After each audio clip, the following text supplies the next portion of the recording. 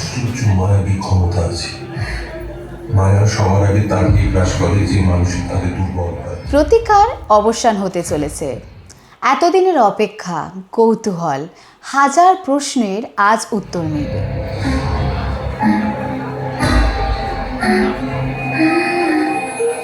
তাহলে দেরি কেন? লাইট একটু কমুক, উত্তেজনা একটু বাড়ুক, কারণ এতদিনের প্রতীক্ষিত সেই ডিরেক্টর সৌম্য ব্যানার্জির ছবি অতবীর টিজার লঞ্চ হতে চলেছে। চলুন দেখে নিই।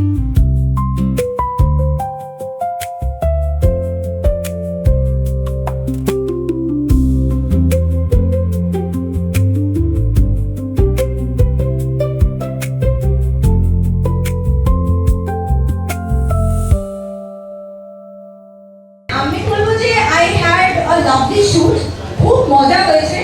আর সেটা ঝলক আপনারা সবাই টিজারে পাবেন। আর আশা করি আপনাদের সবার খুব ভালো লাগবে। 18-19 ঘন্টা ধরে কাজ করেছি এবং প্রচন্ড ঠান্ডা ছিল, কাঁপতে কাঁপতে কাজ করেছি। তার মধ্যে নাচা গানা সিন সবকিছু হচ্ছে। সূর্যোদয় দেখেছি, সূর্যাস্ত দেখেছি, ঘুমাইনি, সত্যি বলছি। তারপরে অটোপিটা করে যখন বাড়ি ফিরেছি, এক সপ্তাহ ঘুমিয়েছি।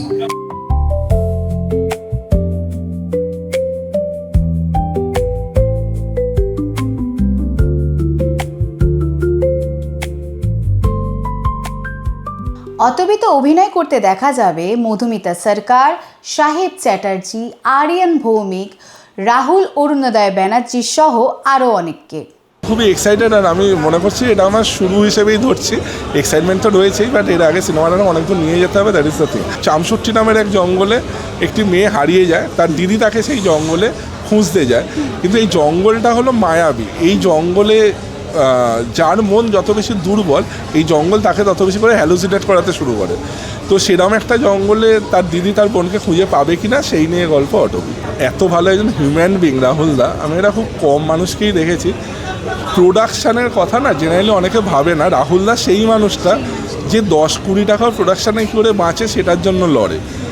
তো রাহুল দাকে তো মিস ডেফিনেটলি করবো, শুধু আজকে না, সারা লাইফই মিস করবো রাহুল দাকে। যখন প্রথম সৌম্যদা আমাকে বলে এই গল্পটার ব্যাপারে, অনেক আগেই বলেছিল, তো খুব বেশ ভালো লেগেছিল। তো তারপরে যখন কাস্ট অ্যান্ড ক্রু জানলাম যে কি সাহেব দা আছে, রাহুল দা আছে, আরিয়ানের সঙ্গে প্রথমবার কাজ হবে, তো সব মিলিয়ে খুব এক্সাইটেড ছিলাম। শুটিংটাও খুব সুন্দর করে হয়েছে। রাহুল দার অনুপস্থিতিতেও এখানে আমরা সবাই ফিল করতে পারছি। কিন্তু এইটুকুনি বলবো যে রাহুলদার সঙ্গে স্ক্রিন শেয়ার করতে পেরে খুব খুব খুব আপ্লুত আমি। একটু দেখেই মেয়েটাকে একটু ডার্ক লাগে ক্যারেক্টারটা, কিন্তু যত আনফোল্ড করতে যা লাগে তত আমার মনে হয় যে এই মেয়েটার প্রতি একটা সিম্পাথি আসবে পরে। আর এটা ভীষণই ডার্ক একটা গল্প, সো একটু এক্সপেরিমেন্টাল। এরকম শেডের চরিত্র আমি আগে কখনো ডিল করিনি, তো তার জন্য thank you so much too, মানে আমি বলবো যে সৌম্যকে, মানে এরকম একটা ক্রাফট করার জন্য চরিত্র। সো মানে খুবই ভালো লেগেছে এটা ডিল করে। আমার তো দারুণ লাগছে, বিকজ আমার এখানে যেটা কাজ করা সেটা আফটার লং টাইম একটা দারুণ কাজ করেছি। সাসপেন্স থ্রিলার একটা মুভি অটবি। একটা সিন ছিল যেখানে আমি পড়ে যাচ্ছি জঙ্গলে দৌড়াতে, আর লিটারালি আমার সত্যিকারে পা কেটে গেছিলো, পা কেটে রক্ত বেরোচ্ছিল। তারপরে আবার উঠেছি, আবার কাজ করেছি, কারণ এটা আলাদাই এক্সপিরিয়েন্স। এখানে মিউজিক করেছেন অমিত মিত্র, গান গেয়েছেন মেঘলা, ঐশ্বরিয়া, সৌমিত মুখার্জি সহ আরও অনেকে। আমার ভালো লেগেছে যে এই ছবিতে নর্মালি আমাকে যে ধরনের গানে মানুষ শুনেছে বলিউড টলিউডে এবং সাউথেও, তার থেকে একদম আলাদা। মানে আমাকে এই আফতারে খুব একটা শোনেনি। So that kind of a song, very peppy, energetic item song. কথাটা আমার খুব খারাপ লাগে, হয়তো আমি বলবো না সেটা, বাট এনার্জেটিক, খুব পেপি, জমজমাট একটা গান আর কি। তো সেরকম একটা গান আমি এই ছবিতে গেয়েছি, তো আমার জন্য মেমোরেবল ছিল। বৃষ্টির মধ্যে আমার মনে আছে গানটা, আমরা তখন আমাদের বৃষ্টি ছিল, যে কীভাবে শ্যুট হবে ভগবানের দেখি হঠাৎ বৃষ্টি কমিয়ে দিল, তার আমরা গান শ্যুট করেছি। সারা রাত জেগে আইটেম সং শ্যুট করেছি। সৌম্য খুব ট্যালেন্টেড ডিরেক্টর, খুব ভালো, আমাকে গানের জন্যে খুব ভালো সময় দিয়েছে। আমি মোটামুটি যা চেয়েছি তাই দিয়েছে। আমরা খুব স্যাটিসফাইড সৌম্যর সঙ্গে কাজ করে।